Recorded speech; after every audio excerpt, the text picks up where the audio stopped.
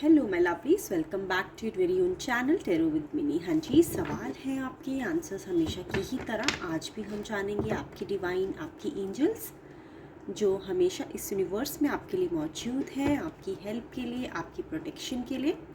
आपके लिए क्या इंपॉर्टेंट है, उनके साथ कनेक्शन बना के रखना, उनके कांटेक्ट में रहना, क्योंकि वो आपकी हायर सेल्फ है।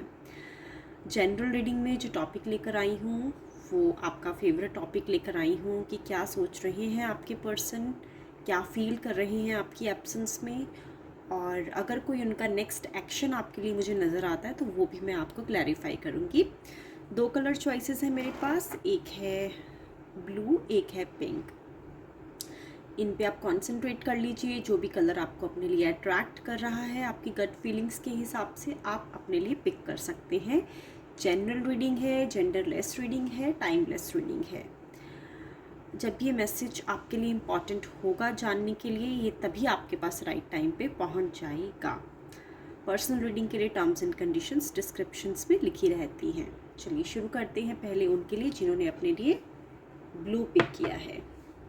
Let me just concentrate on the cards and keep your divine in my mind so that I can get the secret answers which are available in this universe for you to know what is the current feelings of your person, what are they thinking right now, and if there is any action towards you which cards will reveal to me, I will definitely share that and clarify that as well to you. चलिए शुरू करते हैं। पहले blue वालों के लिए I will pick randomly cards on your behalf lovelies. ये cards मैंने आपके लिए पिक कर लिए हैं। चलिए फ्लिप करते हैं।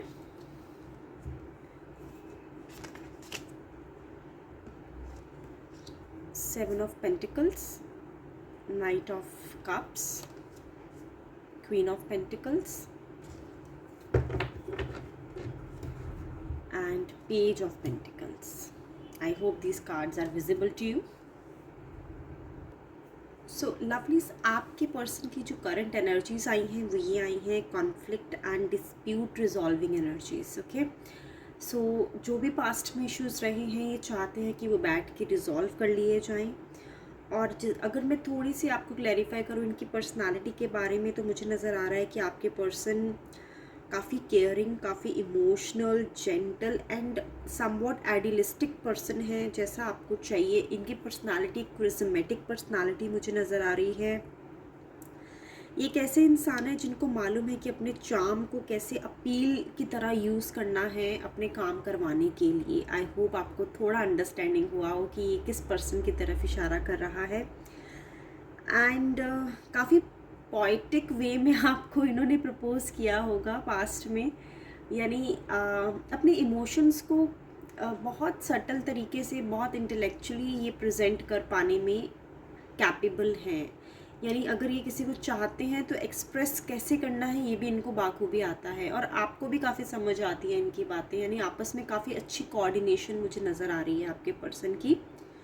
सो आप ये चेक करने आए हैं करंटली क्या फील कर रहे हैं। तो देखिए लवलीज, जितना मुझे समझ आ रहा है आपके प्रेजेंट सिचुएशन को रीड करते हुए, ये भी आपको डीप कमिटमेंट ऑफ रिलेशनशिप या फिर आप बोल सकते हो मैरिज के लिए प्रपोज करना चाहते हैं। अगर आप मैरिड नहीं हैं तो ये भी चाहते हैं आपके साथ एक कमिटमेंट में आना, बट पास्ट में इन्होंने बहुत ज़्यादा मेहनत करी है अपने रिश्ते को एक नाम देने के लिए, इस रिश्ते को एक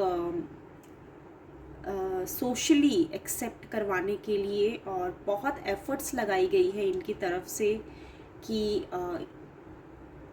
काफ़ी इनपुट्स डाले गए हैं कि कुछ इस रिश्ते का आउटपुट निकल के आए, जो कि मैं टेक्निकली अगर आपको समझाऊं तो आप समझ लीजिए success is just at the next door.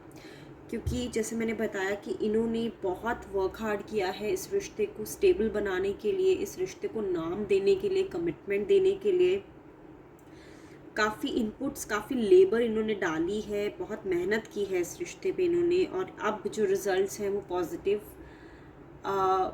समझ लीजिए कि आने ही वाले हैं, और ये तैयार हैं आपके पास एक सॉलिड ऑफ़र लेके आने के लिए। ठीक है, काफ़ी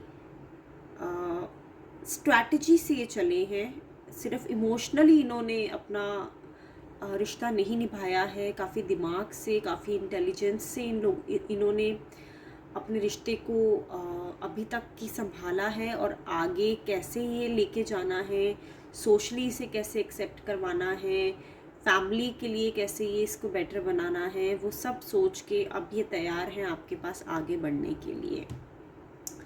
आपको एक क्वीन ऑफ पेंटिकल्स की तरह देखते हैं, आपको समझते हैं, ये सोच रहे हैं कि आप किसी से कम नहीं हैं। अगर आपको ऐसा लग रहा है कि ये आपसे ज़्यादा बेटर है, बट इनको ऐसा नहीं लग रहा है। इनको ऐसा लग रहा है कि आपने अपने आप को बहुत मज़बूत बनाया है, बहुत स्ट्रॉन्ग बनाया है। इनको आपके पास्ट के बारे में काफ़ी नॉलेज है, जितना मुझे दिख रहा है, और ये बहुत स्मार्ट हैं, बहुत आप बोल सकते हैं इनमें एक आर्ट है कि ये सामने वाले को इतना कन्विंस कर लेते हैं कि वो अपनी कोई भी बात, सीक्रेट से सीक्रेट बात इनको बताने के लिए इन पे फेथ कर ले। जैसा कि इनको आपके पास्ट के बारे में ऑलरेडी पता है, तो ये नहीं समझते हैं कि आप किसी से कम हैं, और आपको काफ़ी स्ट्रॉन्ग पर्सनालिटी की तरह ये देखते हैं। ये आपके बारे में सोच रहे हैं लवलीज़ कि आप एक फैमिली पर्सन हैं, एक ऐसे इंसान हैं जो पूरी फैमिली को नर्चर करने की एबिलिटी रखते हैं। आपको मालूम है आपको अपने रिश्ते को कैसे संभालना है। आप हर एक छोटे से छोटी और बड़ी से बड़ी चीज़ का ख्याल रखते हैं। जो भी लोग आपके साथ जुड़े हों उनका आपको ध्यान रहता है। सिर्फ आप सेल्फिश होके नहीं जीते हैं। और आप एक ऐसे इंसान हैं जो इमोशनली तो बहुत स्ट्रॉन्ग है, लेकिन फाइनेंशियली भी आपको अगर अपनी फैमिली को सपोर्ट करना पड़े तो आप उतने काबिल हैं। आपको लेके काफ़ी पॉजिटिव फील कर रहे हैं लवलीज़। ये सोचते हैं कि आप काफ़ी अच्छा healthy work life balance maintain कर लेते हैं आपकी प्रोफेशनल लाइफ में, आपकी फैमिली लाइफ में। आपको मालूम है कि कैसे टाइम को मैनेज करना है, और कैसे आपको थॉटफुली अगर कोई भी चैलेंज आता है उससे कैसे आपको डील करना है। काफ़ी हम्बल समझते हैं आपको, ग्राउंडेड समझते हैं, और जो भी इन्होंने अभी तक के इस रिश्ते को नाम देने के लिए जो भी एफ़र्ट्स किए हैं, अब उसको शेप देने का वक्त आ गया है। पेज ऑफ पेंटिकल्स इनकी ओवरऑल एनर्जी है। आपके साथ जब ये रहते हैं तो अपने आप को काफ़ी यंग फील करते हैं, काफ़ी करियर ओरिएंटेड फील करते हैं। आपके साथ रहने से बहुत अपॉर्चुनिटीज़ जो हैं उसको ये अपने लिए सोच पाते हैं। यानी इनको ऐसा लग रहा है कि अगर आप इनकी लाइफ में हैं, क्वीन ऑफ पेंटिकल्स अगर आप इनकी लाइफ में हैं, नाइट ऑफ कप्स, यानी अगर आप फीमेल देख रहे हैं तो नाइट ऑफ कप्स की तरह इनका आप बोल सकते हो कि लाइफ परस्यू करने के लिए ये अपने आप को अडेप्ट कर लेते हैं। अगर आप मेल देख रहे हैं तो क्वीन ऑफ कप्स इनकी पर्सनालिटी जो है आपको अपने लिए इनको पसंद आती है आपकी। अभी तो अगर इनकी मैं करंट फीलिंग्स बताऊं एक्शन के लिए, ये अभी देखिए एक्शन का कार्ड मुझे ऑनेस्टली पूरी रीडिंग में अभी नहीं मिला है, वैंड्स की एनर्जी नहीं है। हाँ, बट आपको इनको लेके काफ़ी सेटिस्फाइड फील हो जाना चाहिए। आपको इस चीज़ का डर नहीं होना चाहिए जितना मुझे कार्ड्स बता रहे हैं लवलीज़ की। ये आपको कमिटमेंट अगर सोशली नहीं, अगर आपको लगता है कि नहीं दे पाएंगे या पा रहे हैं, लेकिन आपको मेंटली इमोशनली हर तरह से अपना मानते हैं, और आप इनके साथ एक रिलेशनशिप में रह सकते हैं। क्योंकि जो खुशी आपको ये देंगे, तो शायद आप अगर सोशली अगर किसी चीज़ को सेक्रीफाइस करते हैं तो उसके लिए आपको इनके साथ रह के कुछ भी किसी भी तरह का फेयर नहीं फील करना चाहिए। आई होप आपको क्लियर हुआ हो कि क्या आपकी डिवाइन आपको बताना चाह रही है इस पर्सन के कॉन्टेक्स्ट में।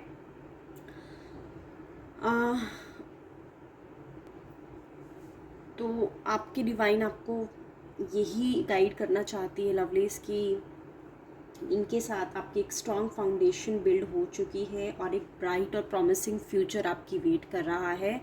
इट्स जस्ट द मैटर कि आपको इनके साथ इन पे फेथ करके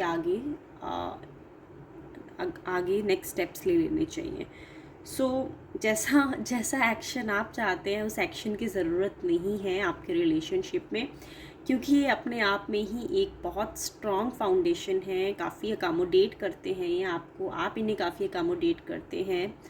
सो काफ़ी कोलैबोरेटिवली आपने एक दूसरे के लिए रिश्ता अभी तक के संभाला है और आगे भी पॉजिटिव मुझे नज़र आ रहा है। So हाँ जी, I think I have cleared pretty much for those who have picked up blue for themselves. Now let's start reading for those who have picked up pink color. So let me just wipe out the energies for the first color, lovelies. I'll be back in some time. Okay, lovely. So I am back for the pink color choice viewers. Let me just shuffle the cards for them and understand what is the current feelings, thoughts of your person, and if there is an action towards you, I'll clarify that as well. So though I've shuffled the cards, but I just want to make it sure that I'll shuffle it live in front of you, so I could also catch your energy so that I can pick out the cards on your behalf. So these cards looks like coming out. I'm picking these three. Let me just flip it. Six of Swords, the Devil, Ace of Pentacles,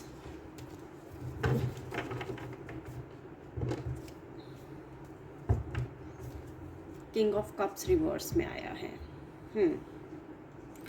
So I hope these cards are visible to you.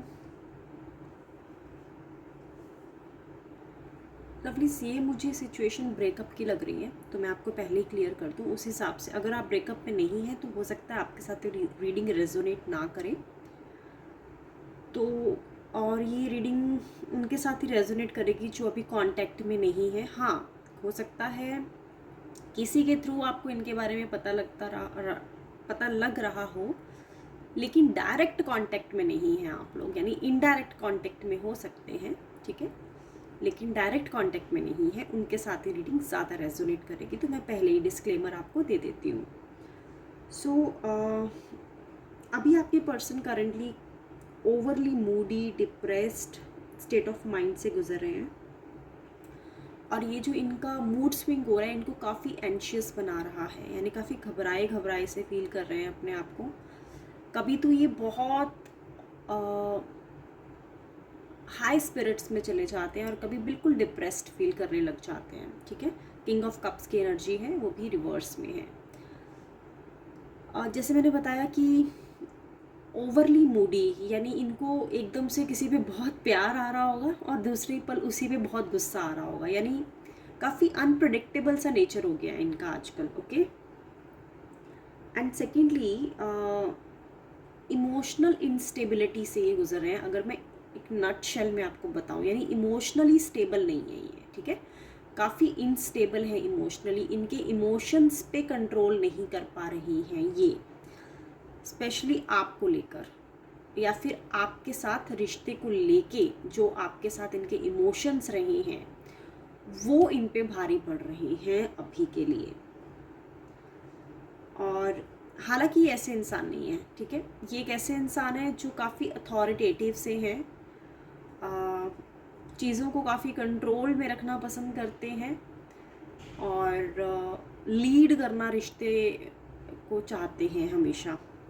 यानी ये back space में खेलने वालों में से नहीं है, back space में रिश्ते को डील करने वालों में से नहीं है, ये फ्रंट फुट पे आके रिश्ते को निभाने वालों में से हैं, लेकिन इमोशनली थोड़े से फेल हो गए हैं ये आपके साथ रिश्ते में।